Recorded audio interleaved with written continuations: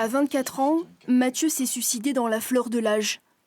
Séduit par la promesse d'avoir enfin une barbe plus volumineuse, il décide de partir en Turquie pour subir une greffe par extraction folliculaire.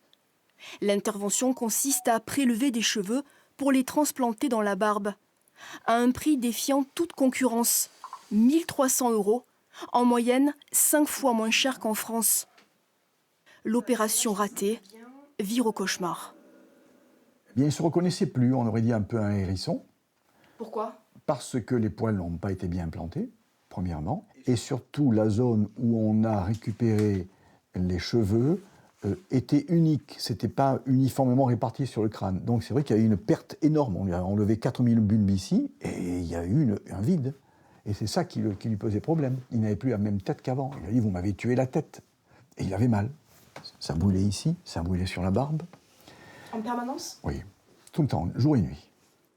Le préjudice esthétique provoque alors chez Mathieu un choc post-traumatique, créant un trouble dysmorphique. À ce moment, la chimie du cerveau est profondément changée. Les repères ne sont plus les mêmes. Et le recul que l'on peut avoir par rapport à des décisions n'est plus le même. Alors là, quand il a mis fin à ses jours, ce n'est pas par rapport à un courage, c'est par rapport à un profond désespoir qui lui a fait perdre tout repère. Et il a fait ça sans se rendre compte de ce qu'il faisait. Jean Devroy, médecin spécialiste en greffe capillaire depuis 25 ans, avait pourtant commencé à réparer une grosse partie du cuir chevelu de Mathieu. Aujourd'hui, il veut alerter sur la réputation mensongère de certaines cliniques turques.